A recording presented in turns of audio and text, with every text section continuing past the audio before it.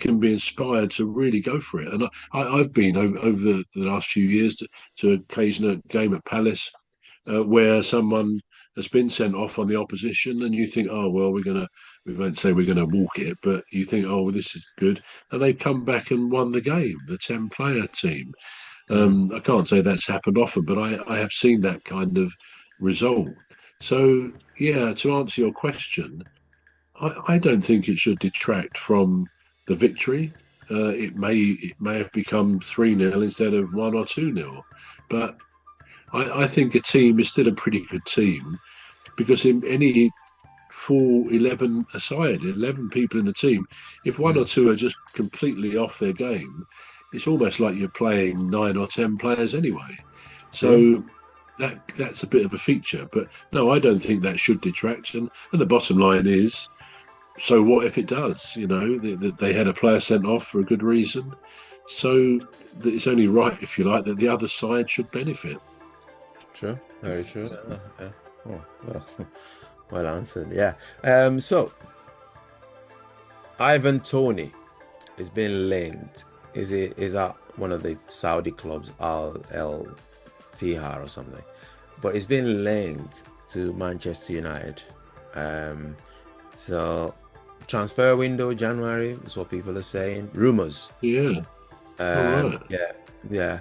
Now, do you think he's a good fit for the club? Yeah, I do. I think he's one of those players. Okay, may not, if they didn't play with a traditional centre forward, which I think he did generally play as a centre forward, then they may have to change a tactic. But I think he's one of those players who's so good at getting goals. He's a real goal taker. You know, they're quite rare in any level of football. People who can score goals like Haaland and Harry Kane. So you'd welcome them back. You welcome them into your team with open arms, in my view.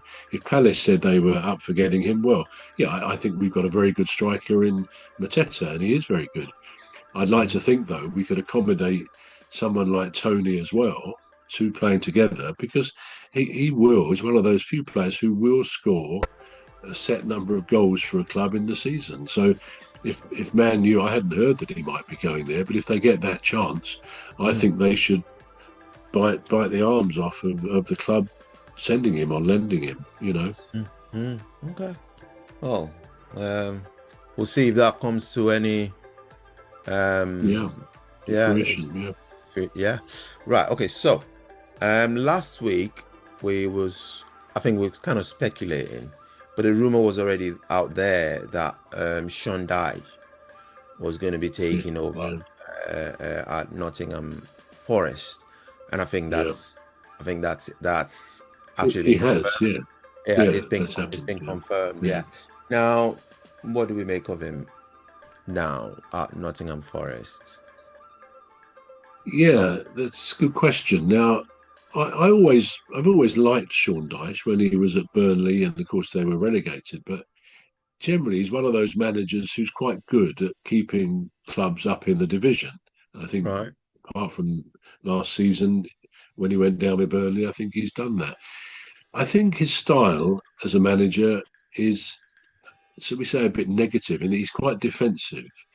I think any team will build from the back, but I think he almost adopts a policy, as far as I can see, of going out there not to lose rather necessarily than we're going out there to win. And that shows itself in the way that the team is put together, the setup, where the emphasis tends to be. So I think on balance, he's more of a negative, perhaps that's the wrong word, but he's more of a defensive-minded manager. That's the way to put it.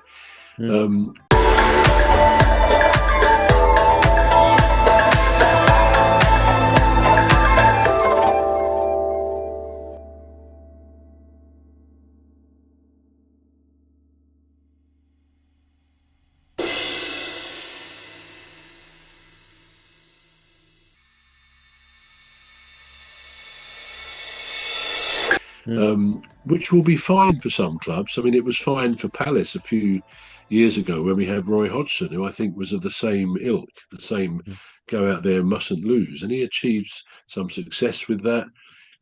He kept us up. I don't think we haven't been down since we came up in 2013. So he did what he was asked to do. He kept Palace up. And as I say, there are those managers who do that.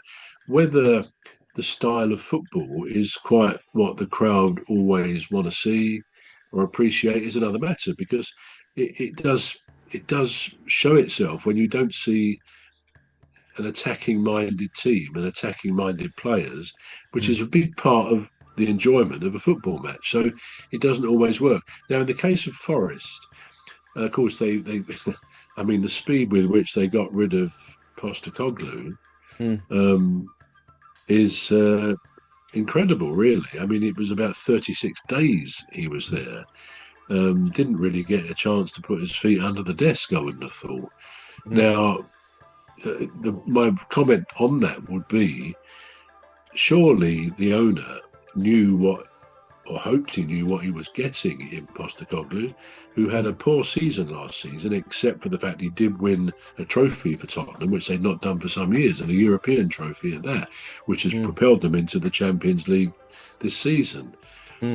So he did well when he was up in Scotland. He did pretty well up there.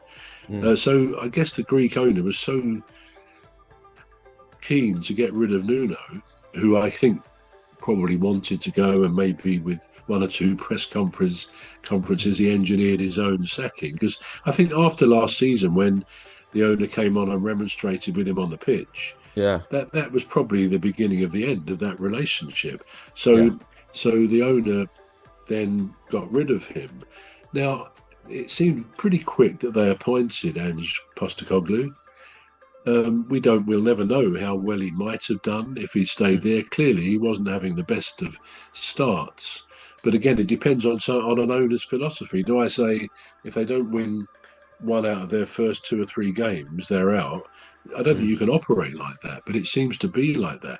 So he's taken on Sean Dyche. Now, what does it say on the tin with Sean Dyche?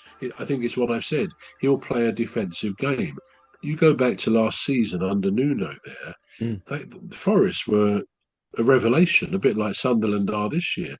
Every week almost, Forest were winning, and their centre forward, can't think of his name, is it Wood? He was scoring regular goals. There's good players around the pitch in the team, and they were achieving. They'd become a real Premier League football team. And then suddenly this season, it's gone to dust.